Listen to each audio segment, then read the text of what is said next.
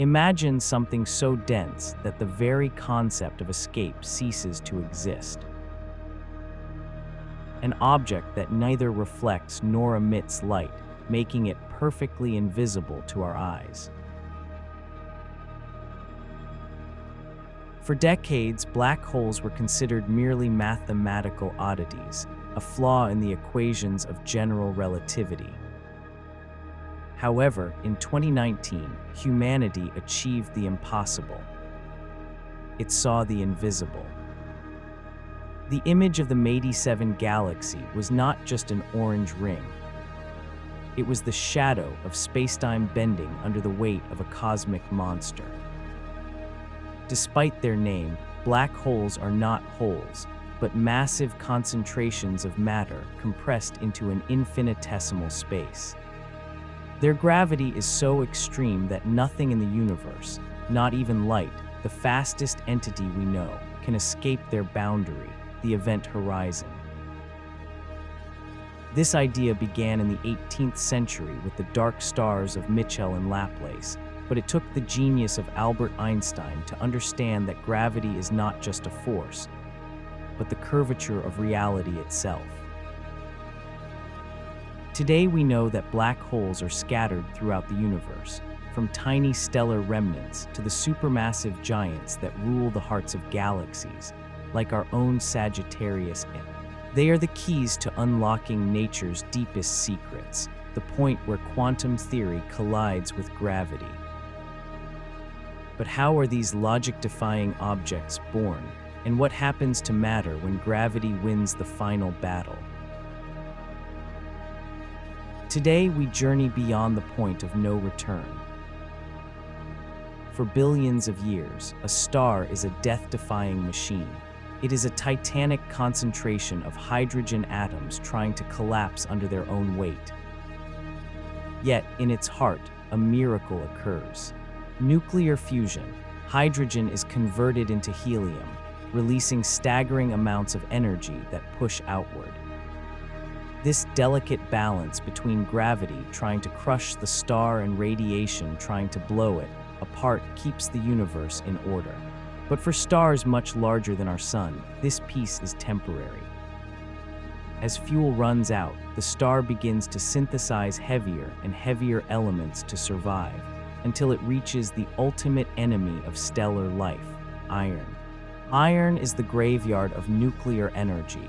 Its fusion does not produce energy, but consumes it. In an instant, the outward pressure vanishes and gravity, which has waited patiently for eons, wins the battle. The iron core, with a mass greater than Earth's, collapses in a fraction of a second at nearly a quarter of the speed of light. This violent fall triggers one of the most terrifying explosions in the universe: a supernova. The star's outer layers are blasted into space with unimaginable force, creating all the heavy elements we find around us today. If the remaining star is large enough, nothing in the universe can stop its collapse. Neither the pressure of degenerate electrons nor even the pressure of neutrons. All remaining mass is crushed into a space so small that density becomes infinite. A stellar corpse is born, but it is not dead. It is a black hole. This new object is not a hole in the traditional sense, but a region where space and time have undergone such bending that nothing, not even light, can escape. The monster is born, and its first act is to carve a boundary in the universe. A boundary that, if crossed, means you no longer belong to our world. Contrary to popular belief, a black hole is not a simple void, but a terrifyingly complex machine that converts matter into pure energy. Although invisible itself, its environment is often the brightest spot in an entire galaxy. The first thing we would encounter is the accretion disk, a turbulent disk of gas, dust, and stellar debris swirling at speeds approaching that of light. Due to friction and extreme gravity, matter here heats up to millions of degrees Kelvin, emitting blinding light and X-rays. But the black hole's power is not limited to the disk. From its poles, relativistic jets are often launched. These narrow beams of plasma travel at more than 90% of the speed of light and can extend for millions of light years, piercing entire galaxies. They are the universe's ultimate particle accelerators. As we get even closer, we encounter the photon sphere, where gravity is so strong that photons are forced to orbit the black hole, creating a ring of light that is actually an optical illusion, a shadow of space-time itself. If the black hole rotates, which it almost always does, it creates a region called the ergosphere. At this point, the rotation drags space-time along with it, like a whirlpool in water, making it impossible to stand still. And then there is the event horizon. It is not a solid surface, but a mathematical boundary, the point of no return. Once something crosses this limit, the required escape velocity exceeds the speed of light.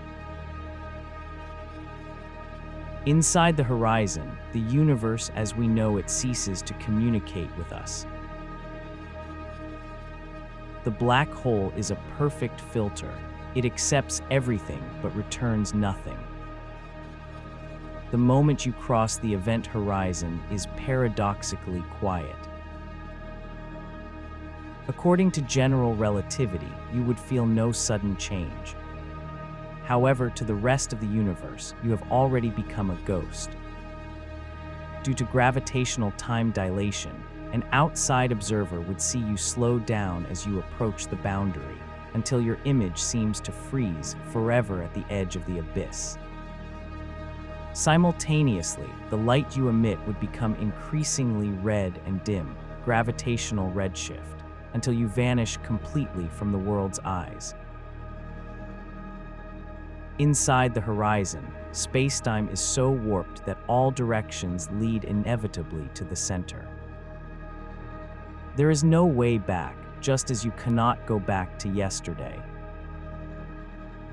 As you approach the center, the difference in gravitational force between your head and feet would begin to stretch you violently.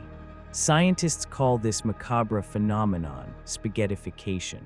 Your body would be elongated like a string and compressed horizontally until your cells and atoms dissolve into a thin stream of plasma, just 1 atom wide.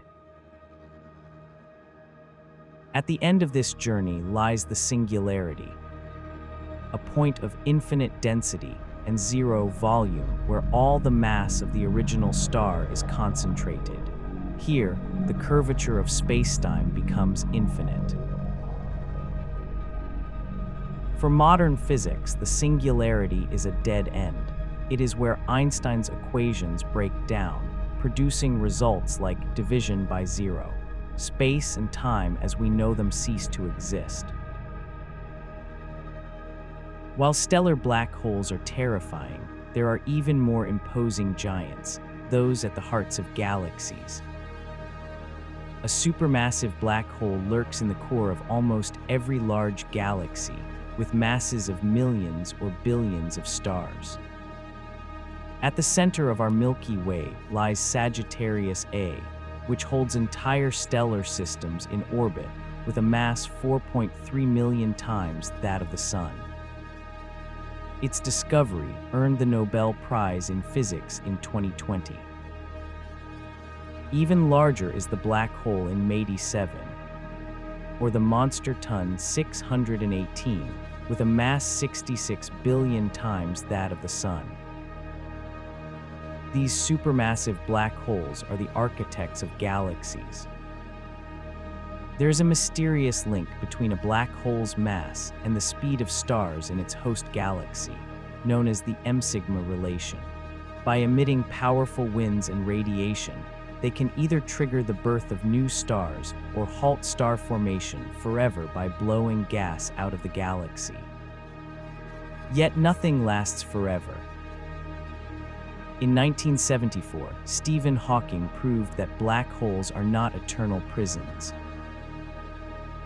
due to Hawking radiation, where virtual particle pairs appear at the event horizon and one escapes, black holes slowly evaporate.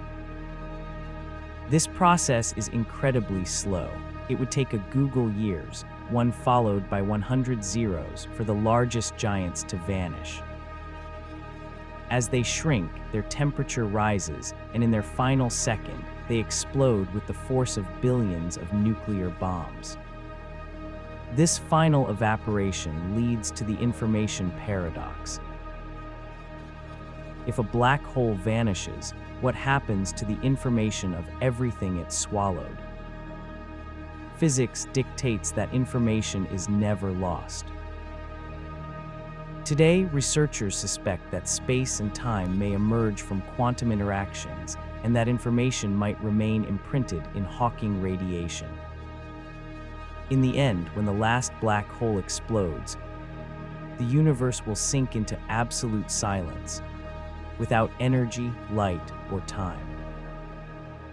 Black holes are proof that our universe has a beginning, a middle, and an inevitable end. We are mere observers in a universe defined by darkness, seeking the light of knowledge at the edge of the abyss.